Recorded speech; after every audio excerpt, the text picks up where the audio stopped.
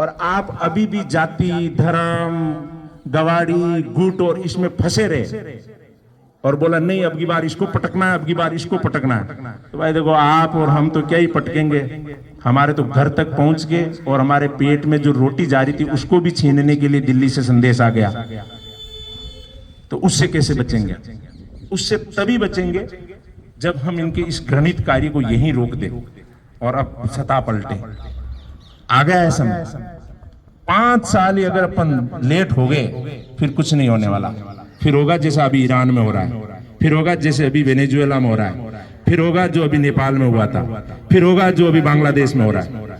हम चाहते हैं कि हमारा देश महात्मा बुद्ध का है, महावीर का है, महात्मा गांधी का है, यहाँ पे शांति है, भाईचारा है।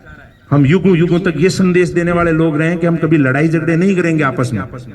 लेकिन ये बीजेपी के केवल और केवल अपनी सरकार स्थायी रखने के लिए इस प्रकार के कार्य कर रहे हैं जिससे गांव का ताना बाना टूट जाए, उनकी राजनीतिक समझ टूट जाए, उनके युवा बेरोजगार है वो नशे की लत में चले जाए, भटकते रहे और सोशल मीडिया के ऊपर नीचे कमेंट करते रहे कि कौन अच्छा है और कौन बुरा है। उससे तो पेट नहीं भरेगा ना। गरीब का पेट तो भरता है जब कांग्रेस ने ये मांग की है कि आप इस बिल में मिनिमम 400 रुपए की गारंटी दे दो हमें कि मनरेगा में कोई जाएगा तो 400 रुपए देंगे। अभी सरपंच साहब कितने रुपए देते हैं? 250। तो पहली मांग कांग्रेस ने यह की है कि आप 400 का लिखित वादा दे दो। पूरे भारत में कोई भी मनरेगा का मजदूर जाएगा हम 400 रुपए देंगे। नहीं देंगे वो। कांग्रेस ये कह रही कि 400 रुपए दोगे तभी उसका घर का चूल्हा जलेगा, बच्चों की स्कूल फीस है वो जाएगी, बच्चों का जो बस्ता है, जो किताबें हैं, जो पेन है, जो कॉपी है वो आएगा।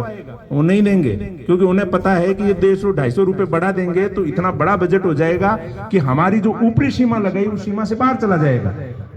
अब आप बताओ, इनको हमारा गरीब किसान मजदूर का बजट तो दिख रहा है। अडानी को ट्रेन बेच दी, बंदरगाह बेच दिया, ये जो पूरी एरोप्लेनें चलती है ये बेच दी, वो दिख ही नहीं रहा। ऐसा उसने क्या जादू कर दिया कि बीजेपी सरकार आने के बाद में पूरे भारत का सबसे अमीर आदमी बन गया।